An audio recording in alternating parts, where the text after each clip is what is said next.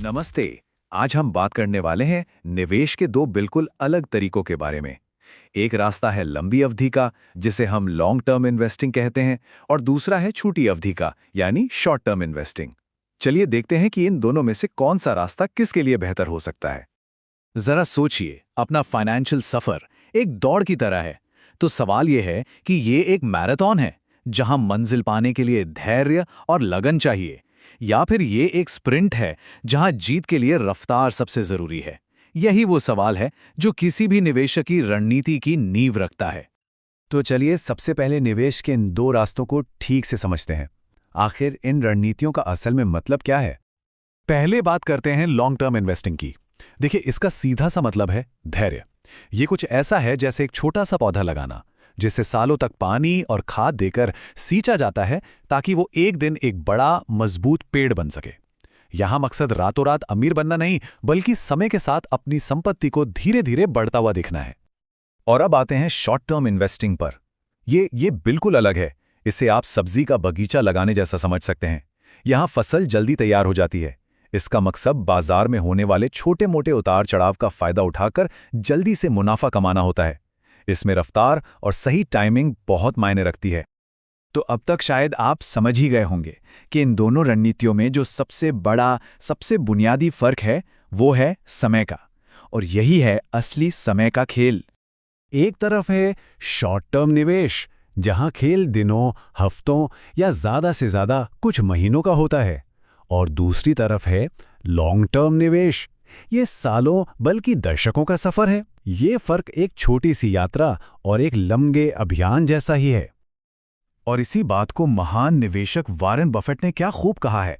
उनका मानना है कि शेयर बाजार एक ऐसी मशीन है जो बेसब्र लोगों से पैसा लेकर सब्र करने वालों को दे देती है। मतलब धैर्य ही यहां असली गेम चेंजर है। अच्छा, किसी भी निवेश में दो ही चीजें तो होती हैं, है ना? एक तो रिस्क और दूसरा रिवॉर्ड। चलिए अब इन दोनों रणनीतियों में इसके संतुलन को समझते हैं। यहां एक बहुत ही सीधा साधा रिश्ता दिखता है। शॉर्ट टर्म में क्या होता है? रिस्क ज्यादा होता है और मुनाफा भी तेज मिल सकता है, पर उसकी कोई गारंटी नहीं होती। वहीं लॉन्ग टर्म में धैर्य रखना पड़ता है। रिस्क थोड़ा कम होता है और समय को अपना काम करने दिया जाता है, जिससे एक बड़ी और स्थिर संपत्ति बन सके। यहां ध्यान कंपनी की आर्थिक बुनियाद पर होता है, ना कि रोज के मार्केट के शोर पर।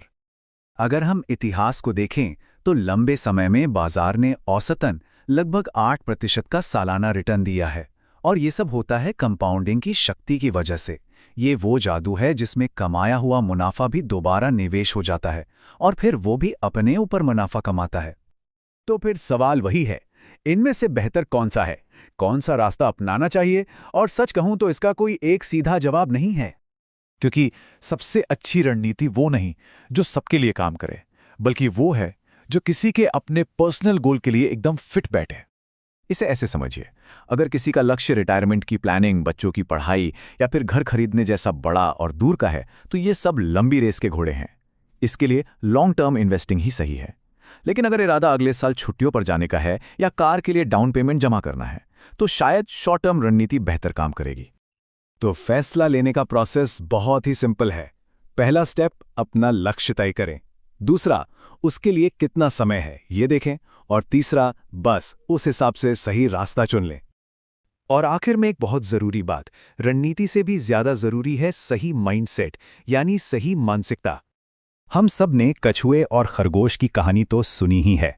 आपको जानकर हैरानी होगी कि निवेश की दुनिया में भी ये कहानी बिल्कुल फिट बैठती है। लॉन्ग टर्म इन्वेस्टर जो होता है वो कछुए की तरह होता है, धैर्यवान, स्थिर और अनुशासित। उसे रोज रोज की बाजार की हलचल से कोई फर्क नहीं पड़ता। और शॉर्ट टर्म इन्वेस्टर वो खरगोश की तरह है, तेज, मौके की तलाश में और मार्केट की हर चाल पर पैनी नजर रखने वाला।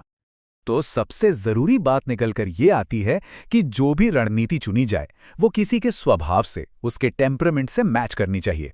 अगर कोई इंसान रोज का उतार चढ़ाव और टेंशन नहीं झेल सकता, तो उसके लिए शॉर्ट टर्म इन्वेस्टिंग शायद सिरदर्द बन जाए। और वैसे ही अगर किसी में सालों तक इंतजार करने का सब्र नहीं है, तो लॉन्ग टर्म में टिकना मुश्किल होगा। तो आखिर में बस यही सवाल बचता है, एक निवेशक के अपने वित्तीय लक्ष्यों को क्या चाहिए, कछुए वाली स्थिरता या खरगोश वाली रफ्तार? क्योंकि इसी सवाल के जवाब में छिपा है सही निवेश का रास्ता।